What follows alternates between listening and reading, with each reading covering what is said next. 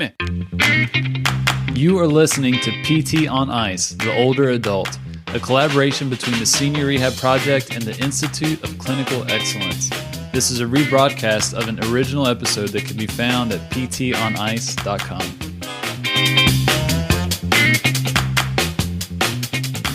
Hello, everybody. Christina Previtt here. I am older adult faculty with the Institute of Clinical Excellence. Happy Wednesday. I can't believe how far into March we are already. Yesterday, Dustin and I actually finished our first inaugural Modern Management of the Older Adult course. And I must admit, I got a little teary-eyed because I couldn't believe, one, that the course was already over, and I was just enjoying talking with clinicians from different areas of practice and hearing all the positivity and excitement and energy around working with older adults, and it was just such an amazing experience. So if you want to jump into the next cohort of the Modern Management of the Older Adult, it is starting in the end of March 26th, I believe. Other announcements, our virtual ICE platform is now open for this quarter. So if you are looking for ongoing content that is going to make you a better clinician in all areas of practice, you should definitely jump on board. That's going to be a really, really exciting time. Okay, so today I thought I would talk to you a little bit about nutrition and specifically protein supplementation with some of our older clients. And what prompted me to kind of talk about this today was in my assessment, I kind of align with the APHPT crowd in terms of their pillars. And in my assessment, I often like to do a very high level view of how people are doing in terms of their adherence to different healthy lifestyle factors, just so I get an idea about basically where a person's body is in terms of their ability to recover. And with some of my older clients, if they are in pain from chronic conditions, they're on multiple medications, cognition might be an issue, their children are threatening to move them to an institutionalized setting and they're not ready, they're not eating well because they're so stressed out, they're not sleeping, and they're not moving because they're in pain. Like, all of these things can snowball and become not necessarily a barrier, but something that we need to consider and really educate our older clients about in order to make sure that we are setting them up for success and that we are going to help them in the best way that we can. And so when I go through my assessment, one of the things that I ask is, how is your nutrition? So how are you eating? And asking about nutrition and doing some brief nutritional counseling is in the scope of practice for both American physical therapists as well as Canadian physiotherapists.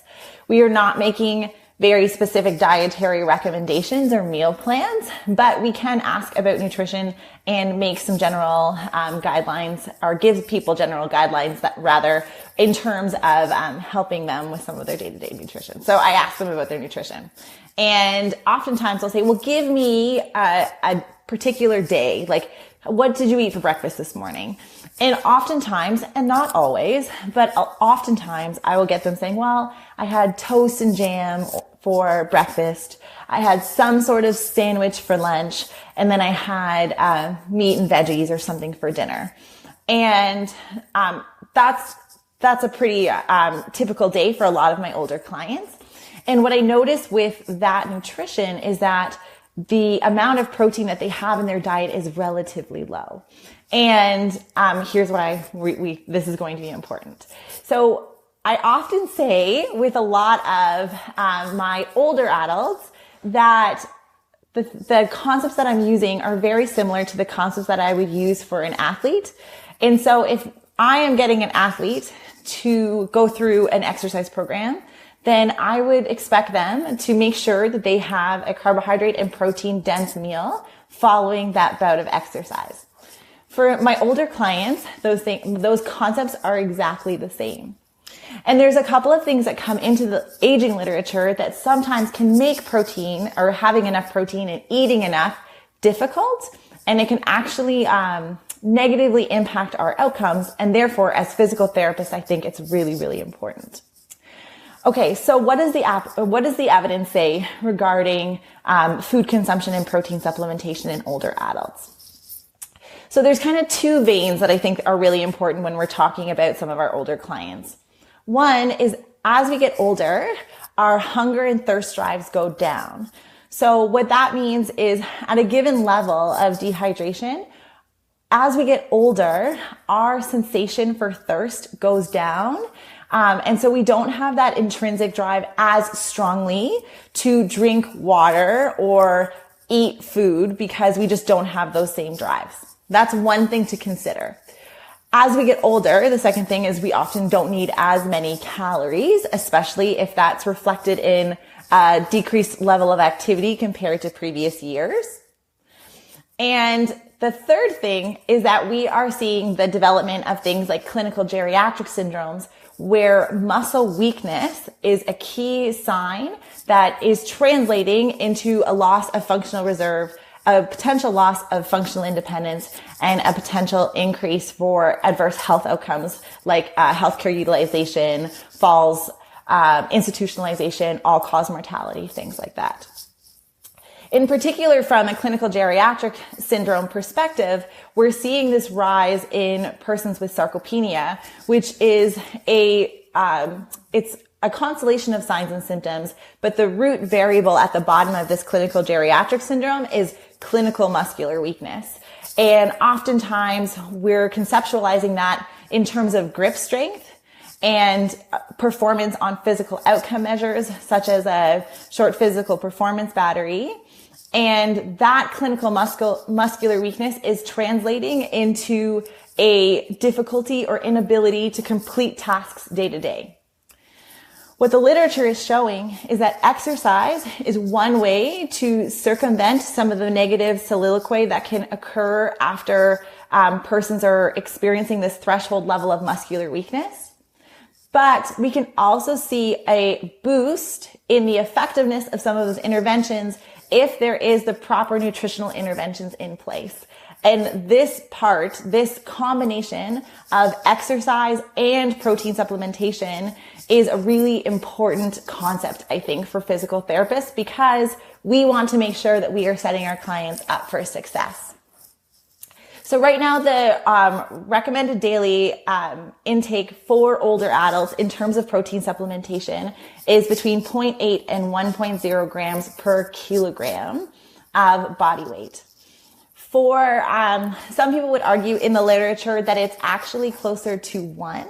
And they would say that compared to somebody in middle age in the general population, the demand for protein intake for an older client is higher than somebody in middle age. And therefore it becomes even more important for us to be fueling our bodies appropriately to conserve the muscle mass that we have and couple that with exercise interventions that are going to increase our muscular mass and muscular reserve that we have and improve our neural pathways to our muscles so that we are continuing to have those slow twitch and fast twitch muscles are recovering appropriately in between bouts of exercise. So based on that literature, what am I doing in clinical practice? And so I said in my assessment that I talk about nutrition. Oftentimes I have my older clients doing movement forward or exercise-based approaches to rehab. And often during those exercise bouts, we start talking about how they're fueling their body during the day. And that can be, if you didn't eat very well the day before, like how did that make you feel? And trying to make those connections between the fueling that the food that we're putting into our body and how we're feeling from an energy output, level of fatigue, things like that. And then I also do a lot of education about how our body recovers and how we're going to put our bodies into positive recovery states. And we start talking about specifically, in this case, protein intake for some of my older clients. And then I give some examples of what it might be like, particularly at breakfast and lunch, to increase the level of protein.